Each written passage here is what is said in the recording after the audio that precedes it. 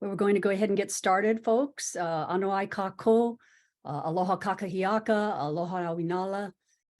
Good morning, good afternoon. I'm Lulani Arquette. I'm the president and CEO of the Native Arts and Cultures Foundation. Welcome to our Shift program webinar. We especially want to uplift and respect the many traditional homelands, ancestors, and relations from all four directions and from across this great continent, Hawaii, Alaska, and from all of the places from which you are from or you currently reside. We know that Indigenous peoples have honored, protected, and stewarded these resources for thousands of years, and we continue on that journey today. So thank you for joining us.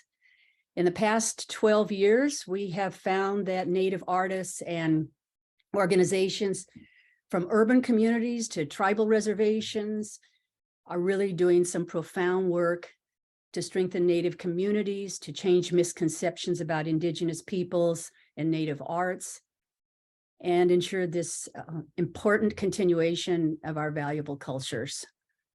We know that Native artists, Indigenous communities, and tribal nations have vast knowledge to share. And our contemporary culture, our language, our arts, as it's lived and practiced today in contemporary times, is a demonstration of our sovereignty and Indigenous resilience. So we have gained strength and resolve through our histories and our cultures that really help us work together with all peoples in this country and endear them to our cultures and contributions. So at this time, NACF is opening our calls to our second round of Shift Awards. You folks are in really good hands with the programs team, Reuben Roqueñi, Laura Kells, Matalka, Mick Rose, and Amber Ball. And we really want to be helpful to you, those of you who have an interest in the program, and make it clear and understandable how you can apply and develop your grant proposal. So we're very grateful for all that you guys do, all you folks in your artistic voices, your creative vision. It's so important. So mahalo nui. And I'm going to pass the baton now to Reuben, I think, who will cue up the video. Thank you, Lulani, and welcome everybody. My name is Reuben Roqueñi. I'm the Director of Transformative Change Programs here at the Foundation. I am Yaqui Mayo and Mexican American. My pronouns are he and him, and I currently live in Portland, Oregon.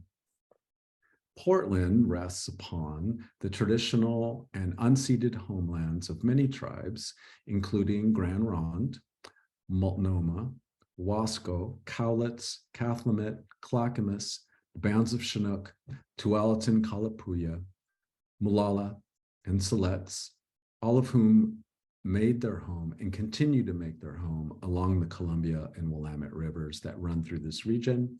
You'll see a picture here of the Willamette River that runs through downtown Portland. Today in Portland, there are over 60,000 Native people, hailing from over 350 federally recognized tribes, some from the region and others from across the country. I want to talk to you today about the SHIFT program, but first, let's talk a bit about the Native Arts and Cultures Foundation's history. NACF launched its programming in 2010, and over the course of the next 10 years, our work featured a number of programs, including our fellowship programs and the Community Inspiration Program, both of which served as the foundation for SHIFT. The National Artist Fellowships ran from 2010 to 2018. It supported 90 artists across many disciplines, and there was also a Regional Artists Fellowship that supported 23 artists. Likewise, the Mentor Artist Fellowship Program, running from 2017 through 2020, supported another 31 artists and over 30 apprentices. Lastly, the Community Inspiration Program supported 4 projects, all of them larger in scale, and all of them receiving awards that mirror now the SHIFT program, including the post-commodity project Repellent Fence, which is pictured here, which ran across the US and Mexican border. After our 10th year, we moved into a period of reflection and planning. And during that time, we conducted research amongst the arts and cultural community to set the course for the next phase of NACF's journey. We've all seen how important artists are and culture bearers are to our communities. They maintain and protect cultural practices. They explore new ways of creating. They inspire. And in this way, they often take on leadership roles in their community. The SHIFT program supports artist and community-driven projects, responding to social change issues through a Native lens. The program focuses on efforts that are built upon community cultural assets, on our resilience and strengths, and our hope is that they draw increased attention to Native communities, perspectives, and challenges. Our hope, too, is that these projects shift a national narrative of invisibility, misunderstanding, and misappropriation. Ultimately, SHIFT provides invaluable resources for project development, production, and the presentation of the work for the artists and their collaborators.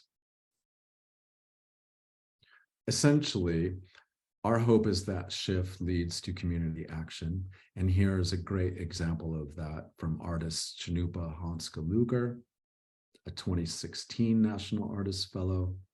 And this project is Mirror Shields, which took place at the Standing Rock protests. The SHIFT program is essentially a slate of services. For example, as part of the program, award recipients will participate in trainings that are facilitated by NACF and designed to provide education around project management, social change, and movement building. As another example, as part of the program, the recipients will participate in 2 virtual gatherings of the awardees to share their projects, to build relationships, and to share best practices. Likewise, we want to express that at any phase of the project, NACF can serve as an advisor, a co-planner, a co-facilitator in order to realize the development and the presentation of the work. There will, of course, also be financial support. The awards are $100,000 over the course of 2 years. Half of that award, at least $50,000, has to go to the artist, and the remaining amount, the other $50,000, is negotiable between the artist and their collaborators and partner organizations. In 2023, we will be making 10 awards. What kinds of projects will be considered? Well, first and foremost, the program is designed to impactfully respond to social issues through a Native lens. That's of primary concern as we lean into social change and social justice. Just as importantly, the projects must include specific strategies that activate the community and include the public presentation of the work. Another very important objective of this initiative is just this, to engage and impact local, national, and international communities. The projects must involve the development of new work. We will not accept proposals for projects or programs that are annual, ongoing, or already established. The projects have to be completed within the 2-year time span, and the projects can be based in many disciplines, which you'll find at the bottom of the screen here. Be sure to note that, because while we support many disciplines, there are a few that we don't. So who can apply? Individual US-based Native artists, of course, are welcome to apply, as well as artist collectives. The artists must be enrolled members or citizens of US-based, federally recognized or state-recognized American Indian, or members of Alaska Native corporations or of Native Hawaiian ancestry. Organizations are welcome to apply. They must also be US-based. They can be nonprofit or for-profit. They can be tribal agencies or universities or other like institutions. and they do not have to be arts and cultural based. Note too that if you have been a previous recipient of an NACF award, as long as you received that award before 2021, you are still eligible to apply. How does the process work? Well, first of all, of course, you will have to submit an application. The application will require that you provide information about the project, its intent, its scope, its work, what communities it will be serving, the issues that will be addressed. The artist will have to submit artwork samples. You'll provide a timeline and a project budget, and for the organizations, you'll have to provide some financial documents. My colleague Laura Matalka will talk a little bit more about that later on in the presentation. After we receive all of those applications, that pool of proposals will go to a review panel that will be made up of experts in the field that include artists, curators, arts administrators, other folks that bring their expertise to the table. They'll review all of the applications and select a number of finalists. The finalists will then be asked to submit a more intensive proposal, which will then be re-reviewed, and then the 10 awardees will be selected. Keep in mind that the award period runs from November 1st, 2023, later this year, and runs through October 31st, 2025. So the timeline, just to reiterate, the deadline is March 14th. Again, after the review, the finalists will be invited to submit full proposals. That notification will go out in May or early June. On June 27th will be the next deadline for that second round of applications. And then in September of 2023, the notifications will be sent to all of the round 2 applicants. And then in fall 2023, the public announcement will be made about who are the award recipients.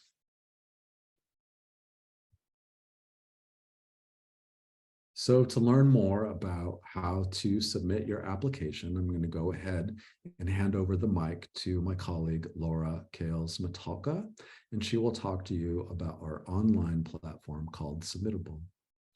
Thank you, Laura. Take it away. Hello, my name is Laura Matalka. I'm the program manager here at Native Arts and Cultures Foundation. I'm a citizen of the Chickasaw Nation, and I'm currently zooming in from Portland, Oregon. My pronouns are she and her. Thank you so much for being here to learn more about the SHIFT program. I'm going to walk you through how to submit an application using the Submittable platform. Your first step will be to go to the NACF website, visit the Programs tab, and click on SHIFT. Here you'll be taken to an overview of the program, which includes links to the eligibility and criteria for the opportunity, as well as a direct link to the application in Submittable. Before you start your application, make sure that you visit the eligibility and criteria page and carefully read everything on this page. We have important information here about our program services and offerings, eligibility for the lead artist and the lead partner applicant, a timeline with major markers and deadlines, the application process, an overview of the round 1 application, so you know what to expect and what to prepare, our review and selection criteria, as well as answers to frequently asked questions.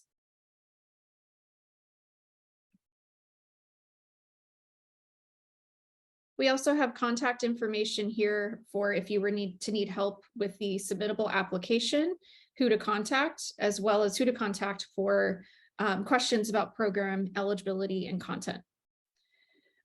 You may download this page as a PDF if you'd like and save it onto your computer or print it out so you can reference it while you're working on the application. And once you've read through everything, click the Application for Shift button. From there, you'll be taken directly to the Shift application and submittable, where you can log in with your existing submittable credentials if you already have an account, or you can create a new account if needed. Accounts are free and very easy to sign up for. Please write down or save your login credentials, as you're going to need those to log in and out of the application as many times as you'd like prior to the application deadline, as well as to check any notifications or messages from us about your application. Once you've logged in with your submittable credentials, the rest of the application will open up. Note that you can invite collaborators to work with you on the Shift application. To do that, simply click this Manage Collaborators link and enter in the email address of the persons who you'd like to work with you on your application. Then just click Invite and they will receive a notification inviting them to your Shift application.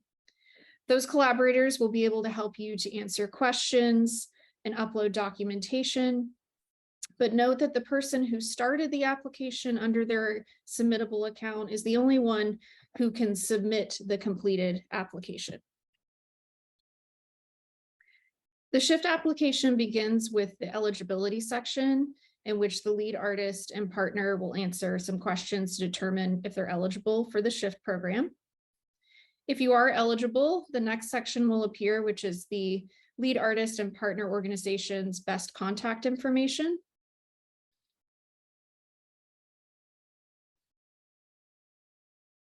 Survey questions, which are to be completed only by the lead artist. These questions are very helpful for NACF and will be maintained in strict confidence. We encourage you to complete this survey, as the demographic information we collect here can help us to advocate more effectively for Native artists and culture bearers. And if you prefer not to answer this section, simply click Prefer Not to Answer for your responses.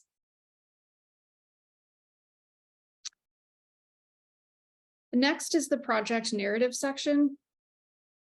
Here you'll be asked to provide a title, a brief overview, and a description of your proposed project. You may copy and paste your responses from another document directly into these text fields. Just please pay attention to word limits, which are at the bottom right-hand corner of each text box. And double check your work to ensure that any special characters or formatting was not lost when you copied and pasted.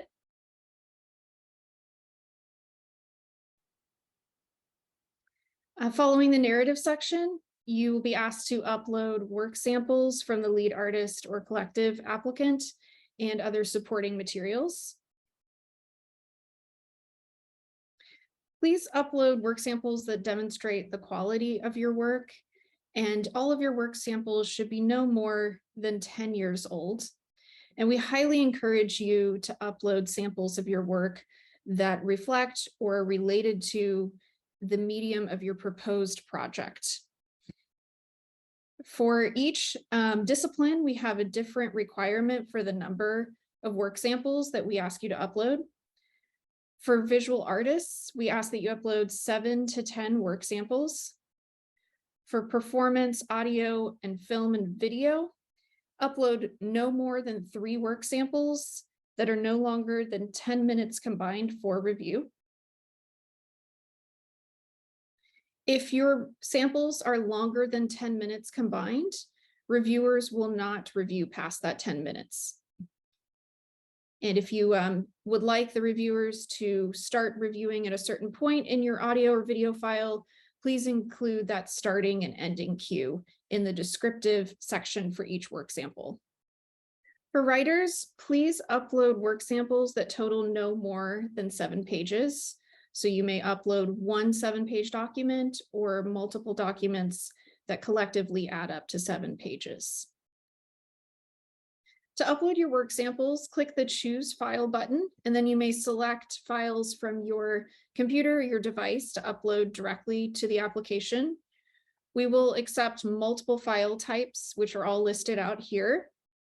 And please again, pay attention to the limitations on how many files you may upload and the length or duration of those files. One important thing to note is that Submittable only allows for a maximum file size of 400 megabytes and a total application submission size of 800 megabytes. So please pay attention to that when you're filling out the form. If you have any issues when you're trying to submit your application, you may want to go back and look at those work samples and make sure that the file size is not too large, in particular for audio and video files.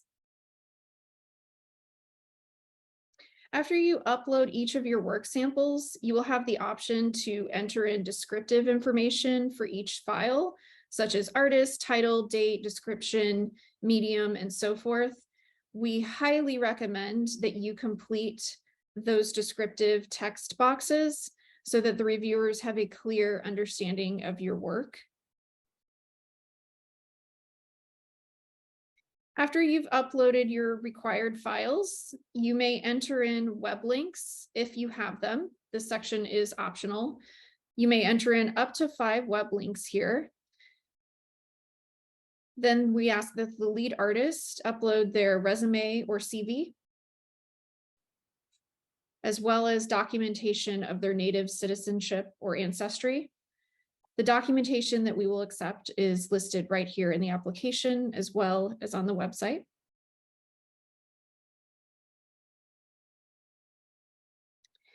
And for the partner organization, we ask that you enter in your tax ID or employer identification number and upload your most current audit or financial statements. After you've completed all of the sections of the SHIFT application, please go back, double check your work, ensure that you've answered all of the required questions, that you have the appropriate file sizes uploaded, and that the application best describes your proposed project and work. And once you're ready to submit, simply click the Submit button here at the bottom of the application page. Shortly after you hit Submit, you should receive an automated notification from Submittable stating that we've received your application. If you don't receive that notification within a few minutes of hitting Submit, please go back to your application and make sure that it shows that it was submitted. If you're not sure, please write to my colleague Amber Ball at amber@nativeartsandcultures.org, and she'll be able to check to see that we've received your application. If we have not, again, go back and ensure that you answered all those required questions and that your file sizes are appropriate. Another thing you can do is also to clear your browser's cache and refresh, log in and out of Submittable, and try hitting Submit again. And if that doesn't work, we can connect you with our Submittable support team, and they can provide you with any technical assistance.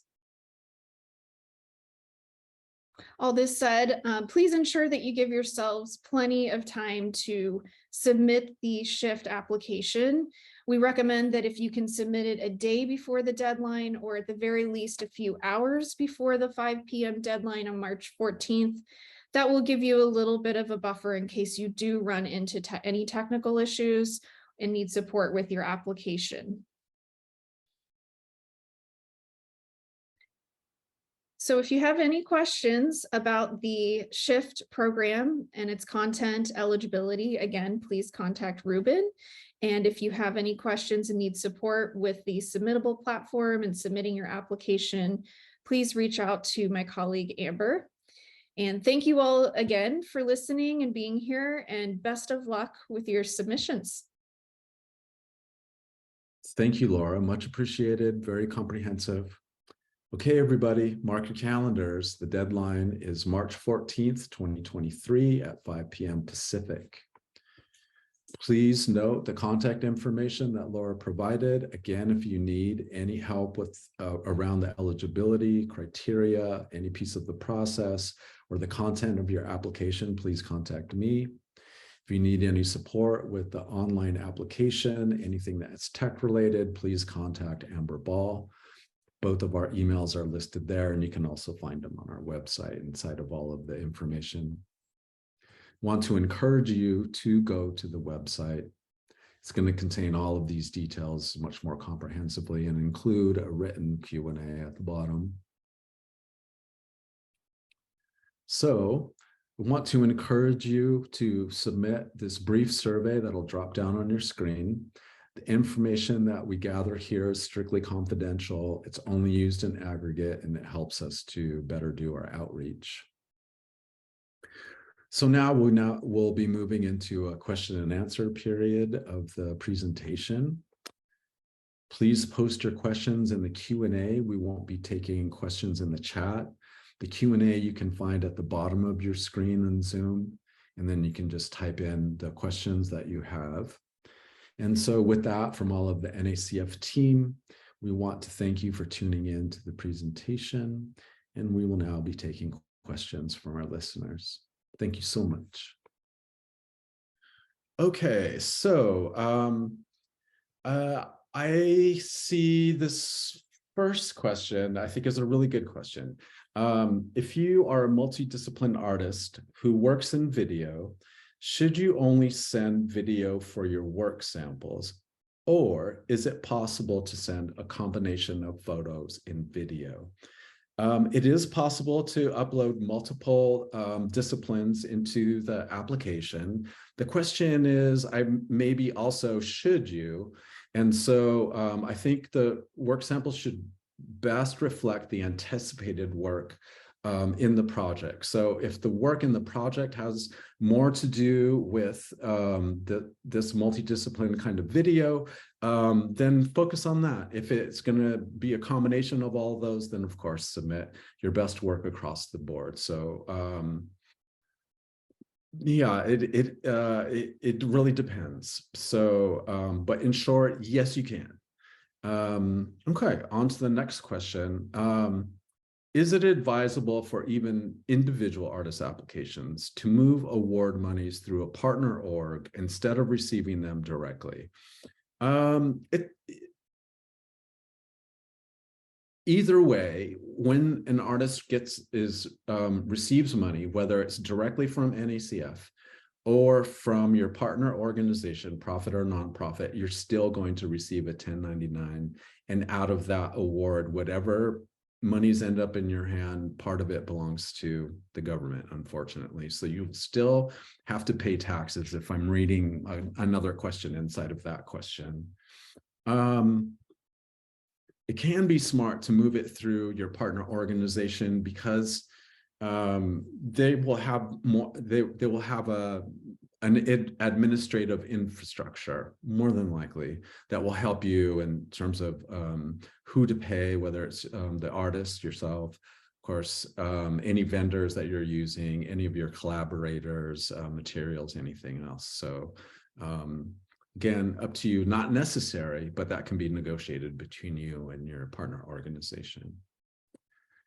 Okay, so next question, also a really good question. So if funds are awarded, can you still receive additional project funds from other sources?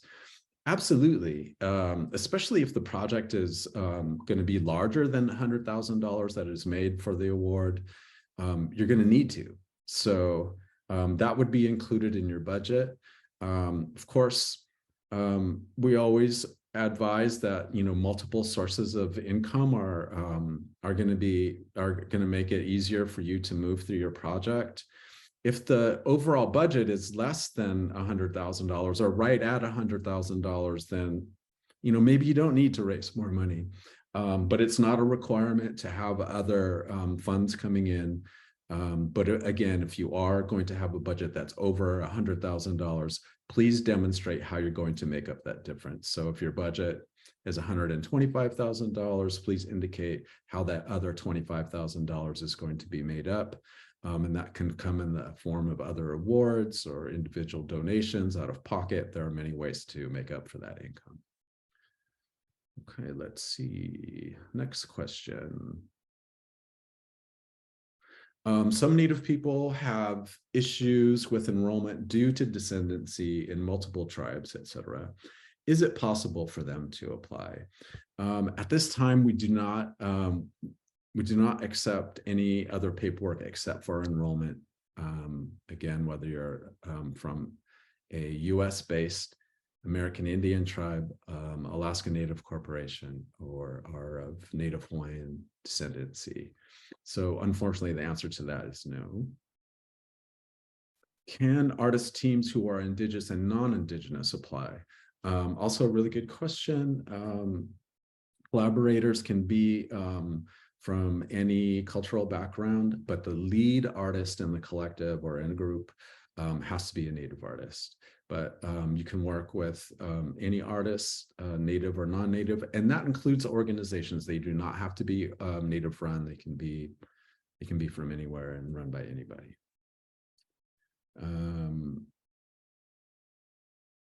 Yeah, even letters of just to circle back to the question that about enrollment, even if there is a letter of descendancy, which some tribes will provide, that is no longer something that we'll consider.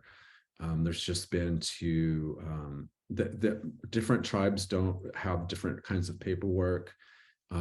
It's just become a great challenge for us to have to vet any kind of descendancy, because letters from the tribes are not the only way people have been providing proof of descendancy, and so we've moved into only accepting the enrollment paperwork. Okay, let's see. Next question.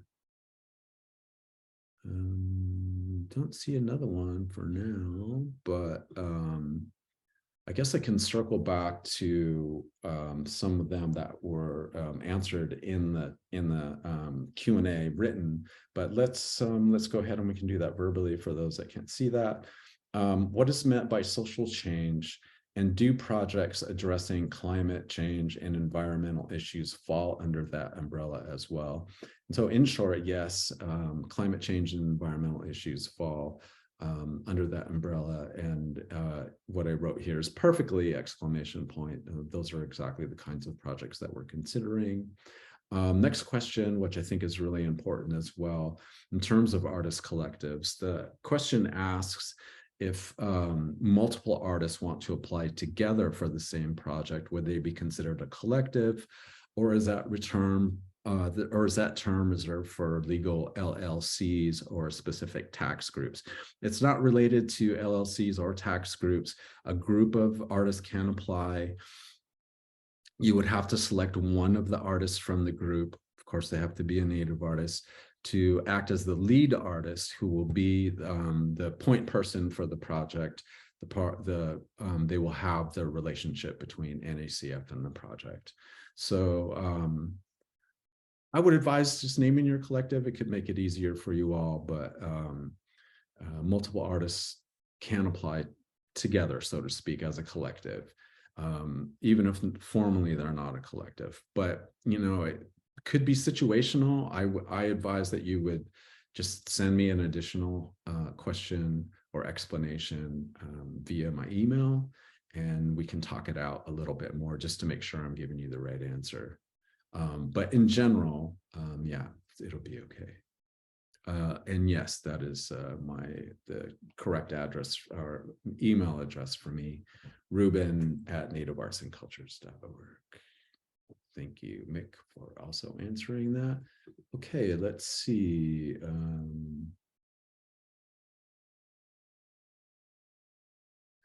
Next question is, if your project will not be completed by October 25th, but will by the next year, is it still possible to apply? And the answer is no to that. The projects have to be completed and presented within the time frame of the award, which is in October of 2025. Next question, could you please speak more about the project requirement of the development of new work? What is the line between ongoing work that is starting to address the conceptual conversation that you want to develop work in line with the SHIFT award or SHIFT grant? what we will not consider is ongoing programming. A lot of artists, have ideas on the back burner or have been in development with the project for some time, and so it's a question of new work. We understand the arc of an artist's career, and it's kind of it's all strung together, and new work is it can be a subjective term, but what we want to stay away from is programs that exist, for example, within an organization that are ongoing or happen on an annual basis. That is, even though there might be new things happening inside of the program that year, we want to stay away from that kind of annual support. We're really seeking new work that you want to develop, or the continuity of a fairly new project, if you're already thinking about, if you already have something in mind or something that you've been developing. Let's see, next question. If the applicant is a tribal employee, for example, an educator, can they apply under a different department in the tribe as the partner organization? Yes, the artist can apply with any organization that they want, even if they work for under the education department. In fact, actually, let me back up on that. If you are an artist working for an organization, that organization that you work for should not be the organizational partner. We're encouraging folks to partner with organizations that they don't have a financial relationship to, or any other kind of relationship that is as an employee or a consultant in any way. So you can apply under a different department, and actually you should. How are projects presented at the end of the 2 years? To whom are they presented, and how is that facilitated? The projects, depending on the nature of the discipline, can be presented in multiple ways. So, for example, a theater production could happen in a theater. It could happen in an alternative space on the street, in a plaza. A visual arts project might be presented in a gallery or a cultural center, or on the street, on a wall. There are a lot of different ways to present your work, but it does have to be presented in some way. To whom are they presented? That is a question that you should be able to answer inside of your proposal in terms of which communities will be engaged. It could be your local community. It could be a national community. It could be an international community. There are many ways for an artist to define that.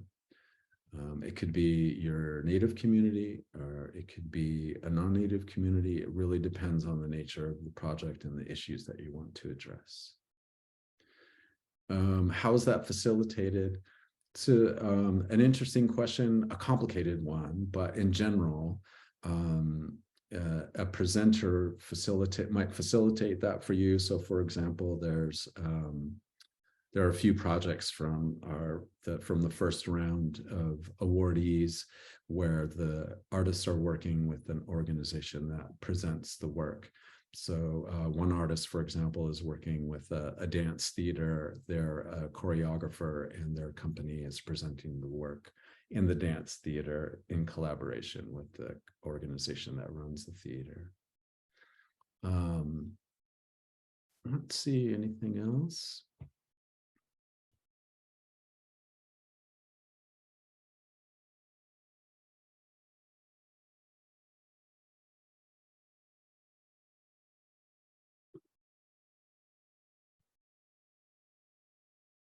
Okay.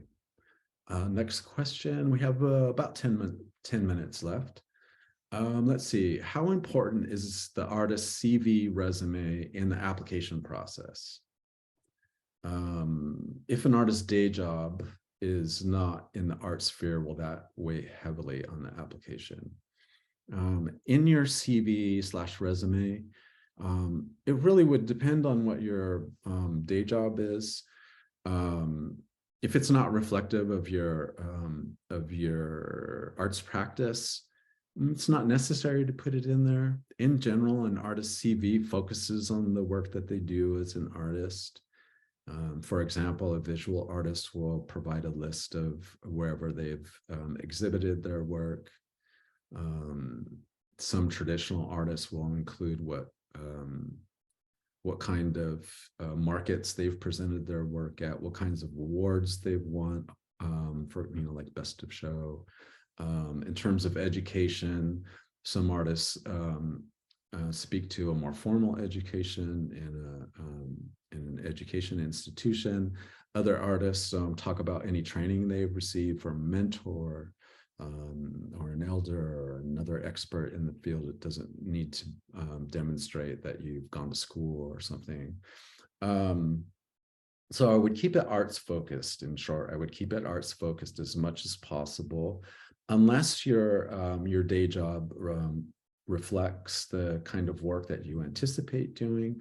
So, for example, you may work with a social service organization, and the kind of project that you want to do may involve a similar kind of work. So, how heavy does it weigh? It's one way for the panelists to determine the depth of your practice. So certainly the work samples are the first go-to, so they can see what you actually do.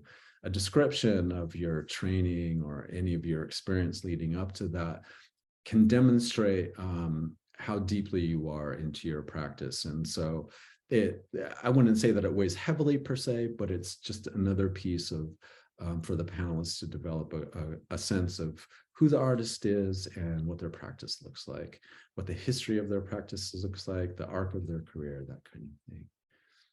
Okay, next question. If two artists want to apply together, can they do so as a duo? Or is it better to be a collective? Yeah, collective is, probably loosely defined. So I answered this question kind of before in terms of a group of artists applying, but yes, you can apply as a duo, as opposed to a formal collective. You'll see in the first round of grantees from 2021 that there are two formal collectives, one post-commodity, the other New Red Order. And then there are a couple of other groups of artists that applied, and of course, with one of the artists being the lead artist. So good question. Again, I would suggest kind of circling back to me via email so we can, just to make sure that I'm answering the question in the best way for you. There's a question in the chat. We can go ahead and take that. We have a few minutes left. We're a brand new organization with a fiscal sponsor. We are the only all-around Native cultural program offering classes in Denver. Would we qualify? We just started in November, trying to make this permanent. So who would apply then as the partner organization would be you, but you would have to, if there would be any kind of financial piece of that for the partner organization, then that would have to go through a fiscal sponsor.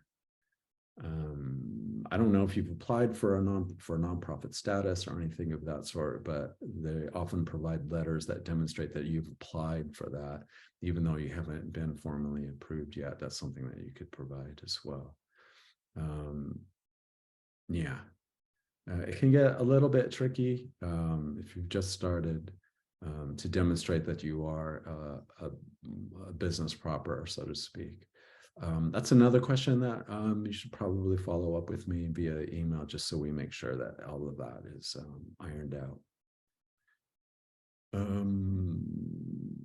Is it fine? Next question. Is it fine if within our project, part of the funds would go to hiring other artists to do demonstrations? Yeah, that's absolutely fine to do that. The funds are used at your discretion. Half of that has to go to $50,000 of the $100,000 has to go to the lead artist. But if you are going to have other artists participate in the project and you want to pay them, that would be negotiable between you and any of the other artistic partners and or the partner organization. So yeah, absolutely allowed.